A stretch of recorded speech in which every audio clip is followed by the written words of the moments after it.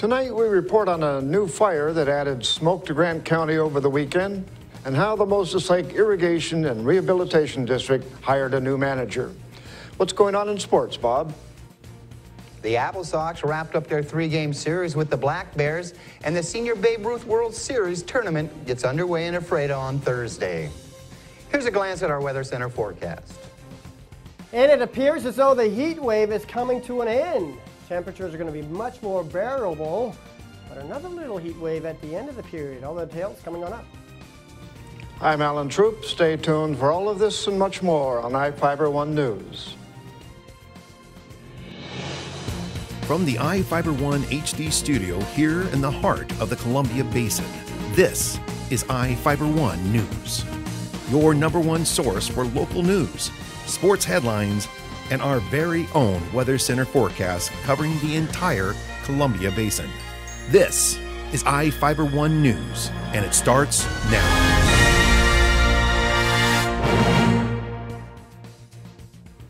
A wildfire that burned 6 to 8 homes between Twisp and Winthrop has been contained by firefighters. The fire started on Friday, adding some smoke to the air over Grant County this weekend. Fire spokesman Brian Scott said firefighters have built a line all the way around the Rising Eagle Road fire. He says they make good progress on the fire that burned about 500 acres in the same area as the Carlton Complex fire in Okanagan County. Although there were some more new fires started by lightning in north central Washington on Saturday, none were serious and all were extinguished quickly. Scott said evacuation notices for the Rising Eagle Road fire were revised on Sunday and people were able to go home. Moses Lake's National Night Out is tomorrow. Reporter Lexi Perry has the story. Enjoy live music, free food, and dunk the Chief of Police at National Night Out. The event takes place Tuesday, August 5th from 7 to 9 p.m. at Laketown Landing in Moses Lake. National Night Out is a nationwide event designed to increase awareness about crime prevention. There will be information on crime prevention, traffic safety, and child safety from organizations such as Moses Lake Community Prevention Coalition and the Grant County Sheriff's Office. Other events include free finger painting and bicycle registration by the Moses Lake Police Department. The event is hosted by the Moses Lake Police Department in partnership with the Moses Lake Business Association. Reporting for iFiber One News, I'm Lexi Perry. Thank you, Lexi. A man running from the Washington State Patrol reportedly tried to back over a trooper, backed into a patrol car, and was arrested. Trooper Marvin Slemp was helping with a traffic stop for DUI early Sunday morning in Moses Lake when he saw a suspicious driver in a 1992 GMC pickup truck near the scene. The driver allegedly backed the pickup toward the trooper and missed, then fled the scene, being pursued by the State Patrol. The pickup reportedly stopped near the intersection of South Interlake Road and West Driggs Drive shortly after 1 a.m. and backed up again, this time striking the patrol car. The chase continued on foot until Slemp caught up with the suspect, who struggled with the officer. A taser was used to subdue the suspect. James Lee Allen, a 50-year-old Moses Lake resident, was arrested for attempting to elude a pursuing police officer, assault in the 3rd degree, and was given tickets for unsafe backing and failure to yield the right-of-way. Chris Oberland is the new Moses Lake Irrigation and Rehabilitation District Manager. The district's board approved Oberland's contract during a special meeting on Friday. The district has been searching for a manager since Kurt Carpenter resigned from the position in March. The new manager is receiving $75,000 a year and started work the day he was hired. Oberland worked for Simplot for 32 years as a supervisor. Board Chairman Jeff Foster said Oberland was one of 6 applicants for the position. Now let's take a look at people currently being sought out by the Grant County Sheriff's Office. This is Sheriff Tom Jones with the Grant County Sheriff's Office. Each of the people you see here have a warrant for their arrest. If you see any of these people, we ask you do not attempt to detain or apprehend them, but call us at 509-762-1160 or send us an email at crimetips@co.grant.wa.us. If the person is presenting a danger, call 911. With your help, we can bring these people to justice and make our community safer. And we'll be right back with weather and sports. Are you looking to improve your or your child's smile? At Casciati Orthodontics, we make it our mission to make braces more affordable and fun. Our business has proudly served the Columbia Basin for over 20 years, and our new conveniently located state-of-the-art facility offers a relaxing environment full of fun activities for the kids. We accept all types of insurance and have convenient payment plans available. Give us a call for a complimentary evaluation, no referral needed, or check us out on the web and make an appointment online. On the next episode of iFiber One's Inside Look, I'm going to take you on a guided tour of Euphrates Basin's summer sounds. You'll meet the volunteers who make it all happen, and I'll sneak you backstage for an up-close look at the headliners, including Taylor Lynn and Little Texas. You also get to check out a few bands you probably never heard before. Some of these bands feature musicians from right here in the Columbia Basin. You can catch iFiber One's Inside Look on Channel 1 or online at iFiber1.com. Well, hi there, everybody. Meteorologist Don Morelli with you on this Monday night. Hope your day went well. Your forecast here on iFiber Channel 1 News Weather is brought to you by Bud Cleary Toyota dealers. Toyota, let's go places. Well, the headlines, the big theme of the day is that the heat wave is coming to an end, finally. But we do have to go through one more day where we exceed the century mark, and then things go downhill with the thermometer. Still slightly above normal, but much more bearable. The thing that I'm concerned about is occasionally with each little surge of some cooler air, relatively speaking, we'll see the winds pick up a bit. And so we'll get occasionally gusty the next couple of days. And therefore, with the dry vegetation, the low humidities, and somewhat of a heat continuing, a fire danger still remains in place. 99 the afternoon high today, 76 the morning low, far from the record high. Look at that record high set back in 1981, 115 degrees. Boy, was that a hot day, huh? Boy. And also, same year, 109 in Moses Lake for the record. We did clip the century mark in Moses Lake, fell well shy of that record though. 65 was where we started. Taking a look currently outside, we're sitting at the high of the day, 99 degrees, the dew point 40 degrees, a breeze from the west-northwest at 6 miles an hour. And as I mentioned, occasionally that will be picking on up. As you see out in the Gulf of Alaska, a little bit of clouds. It comes towards us, again, very, very weak. It does fall apart, but we're noticing that these little wind shifts to the west-northwest will increase some gusty breezes at times the next couple of afternoons and evenings, overnight as well. And we'll continue to see that progress the next couple of days. But you also saw not much in the way of any precipitation. So lots of sunshine from border to border in the state on our upcoming Tuesday. As usual, along the shore, we're looking at temperatures only in the 60s to lower 70s. Mother Nature's natural air conditioning with the breeze off the water. But of course, inland sections getting pretty hot. Inland northwest, mid to high 90s across the area. And here in the Columbia Basin, there we go. Once again, upper 90s, lower 100s. So as I mentioned, we are looking at one more day of that century mark. But then the first push of somewhat cooler air comes in Tuesday night, Wednesday. So we cool it off Wednesday. And again, with that, some gusty breezes. Then another one comes through Wednesday night, Thursday. And you can see we're generally into the upper 80s, lower 90s to take us through the work week into the weekend. But notice, on Monday, heat comes back. But I think that'll be very brief, maybe a day, 2, 3 at tops with that kind of heat. So hopefully it's not like the last one when the heat just stayed. Well, keep it here. Sports is coming up next, so don't go away. Toyota wants to know, how did you celebrate summer? We go fishing. We like to hike. We love camping, mountain biking, as often as possible. No matter the activity, there's a Toyota perfect to take you there. From that favorite fishing spot, camping area, or just a great summer drive, including Tundra. Now offered with reduced APR financing or an amazing lease. For details, see any of your Inland Empire Toyota dealers today and enjoy your summer to the fullest. Toyota, let's go places. At Moses Lake Community Health Center, we have had the privilege to serve the local communities since 1978. What I like about working at this clinic more than any other clinic that I've worked at is the patient care. With the patient care team that we've assembled, it allows us to take care of as many facets of the patient and their family's needs. Please take the opportunity to experience the high-quality care provided at our clinics.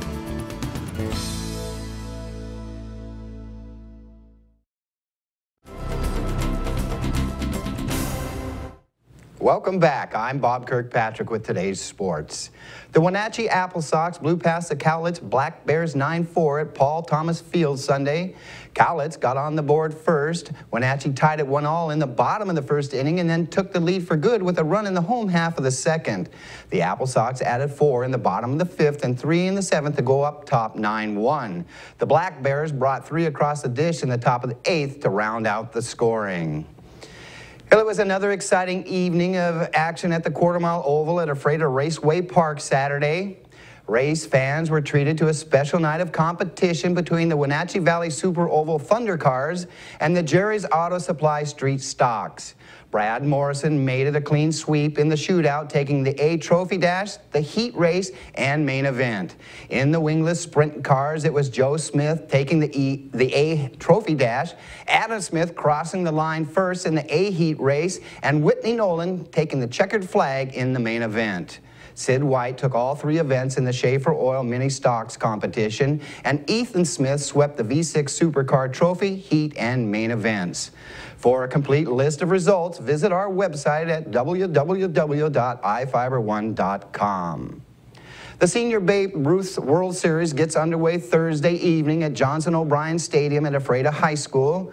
The Columbia Basin Desert Dogs kick off the action against the Crater Lake Cardinal from Oregon at 5 p.m. That game will be followed by the River Dogs taking on San Gabriel Valley from California at 8.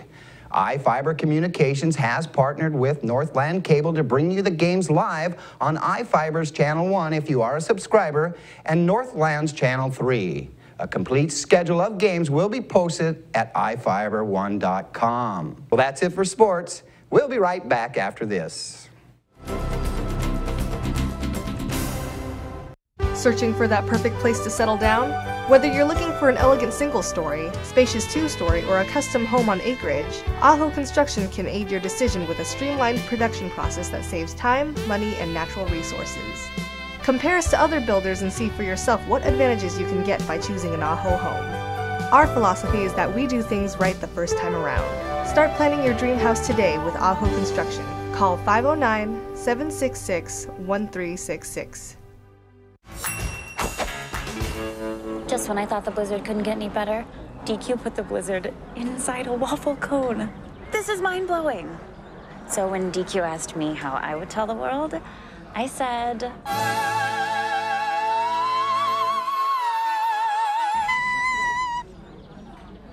Sounds better in Italian. Pretty impressive, Liz. Any blizzard, like confetti cake, now in a fresh-baked waffle cone. This is fan food, not fast food.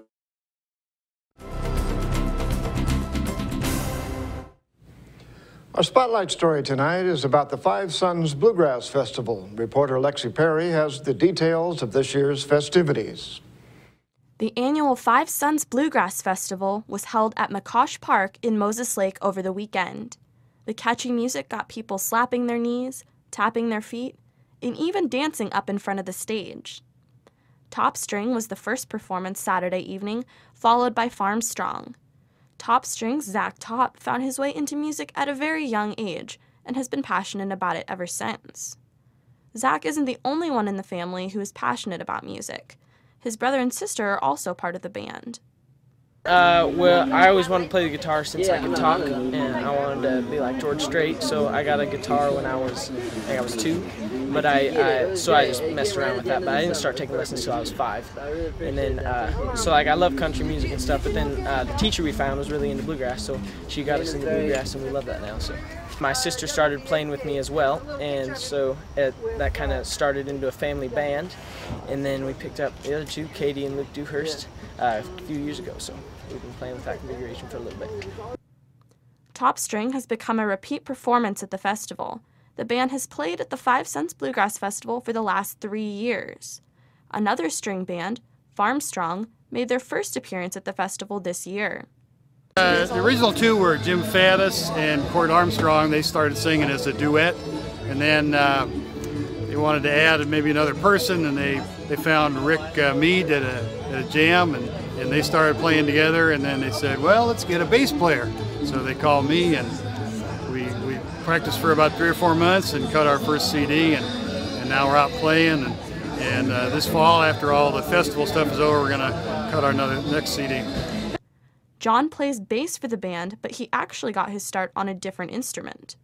I started out playing banjo, but I haven't done that in a while, but mostly now it's bass. The band has a busy schedule ahead of them. They've got a string of shows coming up that will take them all over the West Coast. We're playing down in George and Yakima, and then we're going to play in Portland, and then go on down to California. So we got kind of a road trip coming up in October. The Bluegrass Festival was a 2-day event with a free dry camping area provided for those who didn't want to miss out on any of the fun. Saturday, there was even a salmon dinner available for concertgoers to enjoy while jamming out to some of the entertainment. Other groups to perform included the Downtown Mountain Boys, Front Country, and Chatham County Line. Reporting for iFiber1 News, I'm Lexi Perry.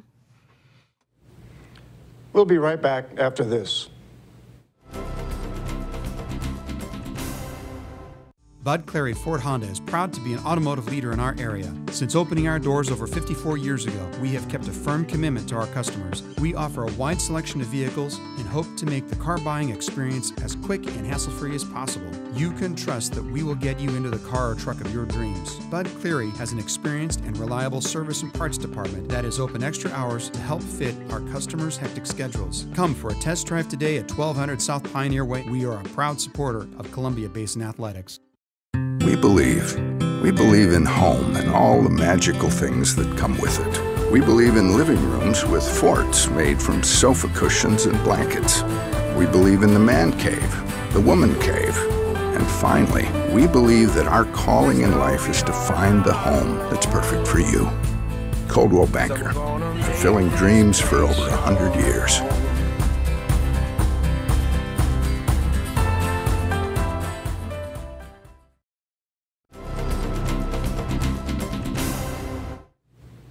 A 44-year-old Quincy man will serve about a year in jail after molesting an 8-year-old girl. Hector Perez pleaded guilty in Grant County Superior Court to rape of a child in the first degree and assault. The charges weren't changed as part of the plea agreement between Deputy Prosecutor Carol Hyland and defense attorney Chelsea Court. Under state law, Perez faced a minimum sentence between 7 years and 10 years in prison. The attorneys agreed to recommend a special sex offender sentencing alternative and have Perez serve 11.5 months in jail. The judge followed their recommendation. Police reported 2 girls were sharing a bed in a Quincy home when Perez allegedly tried to molest a 13-year-old girl. She left to get help. An adult returned and Perez was caught molesting the 8-year-old girl. A woman was injured when a car rear-ended an SUV on State Route 281 near George early Sunday morning. Librado Chavez Ruiz, a 56-year-old Wenatchee man, was driving south on SR 281. He was approaching Interstate 90 when his 1997 Ford Explorer was struck from behind by a 2007 Nissan Altima driven by Ramon Alberto, a 63-year-old George resident. According to the Washington State Patrol, the Explorer was forced into a guardrail and both vehicles came to a stop in the southbound lanes.